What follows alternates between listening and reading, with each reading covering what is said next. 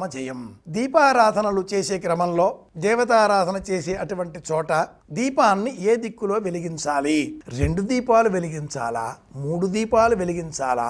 ఈ 2 దీపములు అన్నప్పుడు పరమాత్ముడికి ఆగ్నేయం ఈశాన్యం ఈ 2 వైపులా వెలిగించాలా, లేక మన ఇంటిలో దేవతారాధన తూర్పు వైపుగా ఉన్న ఎడల ఈ దీపాలు నైరుతి వాయువ్యం అవుతాయి. దేవతారాధన చేసేటటువంటి చోట పూజాగృహం లేదా ఆ షెల్ఫ్ దీర్ఘ చతుష్కోణాకారంలో ఉండేటటువంటి చోట ఎక్కడ ఏ దిక్కులో దీపం వెలిగించాలి? శ్రేష్టమైన దీపారాధనకు అనువైనటువంటి స్థలం ఆగ్నేయం. ఆగ్నేయం వైపున మనం వెలిగించే దీపం ఆ వత్తి ఉత్తరం చూడాలి. ఇది మొదటి లక్షణం.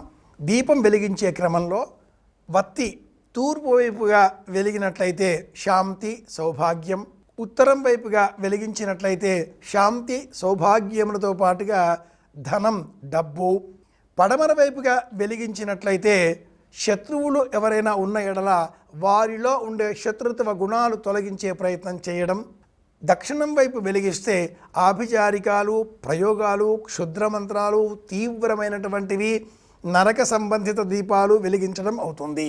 యమదీపం ఇలా దక్షిణం వైపున వెలిగించాలి. దీపావళికి ముందు ధనత్రయోదశి, నరక చతుర్దశి ఈ రోజులలో మాత్రమే ఈ దీపాన్ని వెలిగించాలి. కనుక శ్రేష్టమైన దీపారాధనకు అనువైన దిక్కు తూర్పు, ఉత్తరం, పడమర. ఈ 3 దిక్కులలో కూడా ఉత్తరం వైపున వెలిగించినట్లయితే ధనకనక వస్తువాహనాదులు కూడా మనకు లభిస్తాయి, ఆరోగ్యం కూడా లభిస్తుంది, ఆనందం కూడా కలుగుతుంది. ఈ లోకంలో మనం జీవించాలి అంటే ధనం కూడా కావాలి. కనుక దేవతారాధన గృహంలో ఆగ్నేయం వైపుగా ఉండే చోట ప్రమిద ఉంచి వెలిగే వత్తి మట్టుకు ఉత్తరం ముఖం చూసేలాగా ఏర్పాటు చేసుకోవాలి. అలాగే ఇంకా ఉత్తమమైనటువంటి దీపారాధన క్రమం ఊర్ధ్వం ఆకాశం వైపుగా దీపం వెలిగే విధంగా ఏర్పాటు చేసుకోవడం. ఏ దిక్కు లేకుండా, ఏ విధమైన లౌకిక విషయ వాసనలతో సంబంధం లేకుండా, అంటే నాకు ఇది కావాలి అని పరమాత్ముడిని అడగకూడదు. పరమాత్ముడు ఇస్తాడు. మనకు ఏది ఇవ్వాలో, ఎప్పుడు ఇవ్వాలో, ఎంత మేరకు ఇవ్వాలో, ఏ విధంగా ఇవ్వాలో కూడా పరమాత్ముడికి సంబంధించిన అంశం. ఈ విధంగా చూచి దీపారాధన ఊర్ధ్వముఖంగా ఏర్పాటు చేస్తే మన యోగ్యతను అనుసంధానం చేసుకొని పరమాత్ముడు అంతా మనకు అనుగ్రహిస్తాడు. దీపారాధన చేద్దాం. కార్తీక మాసం అంటేనే దీపారాధన చెయ్యడం.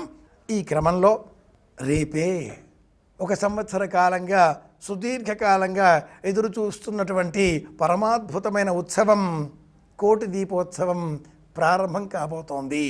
కోటి దీపాల కాంతుల వరసన మనం వెలిగించే దీపం కూడా చేరబోతోంది. ప్రత్యక్షంగా అవకాశం ఉంటే భాగ్యనగరానికి విచ్చేసి ఆ సమావేశ స్థలంలో కూర్చొని పెద్దలు చెప్పే మాటలు విని దివ్యానుభూతికి లోనైన అనంతరం వారు చెప్పినప్పుడు చెప్పిన విధంగా దీపారాధన చేద్దాం.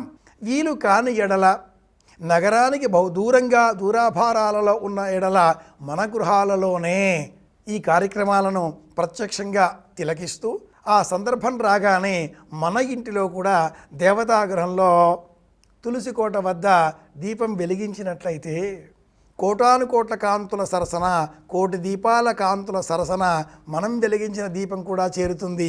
ఈ దీపకాంతులు కూడా ఆ దీపాల కాంతులలో మిళితమై అఖండమైన పుణ్య ఫలాన్ని బలాన్ని మనకు అందిస్తాయి. దీపం వెలిగిస్తే మనకు కలిగే అమితమైన ప్రయోజనం ఆనందం. ఆనందానుభూతిని పొందుదాం. కోటి దీపోత్సవ కార్యక్రమంలో పాలు పంచుకుందాం. మన ఇంటిలో కూడా దీపాలు రోజూ వెలిగిద్దాం. అందరి క్షేమాన్ని కోరుదాం. మళ్ళీ రేపు కలుసుకుందాం. శుభమస్తు.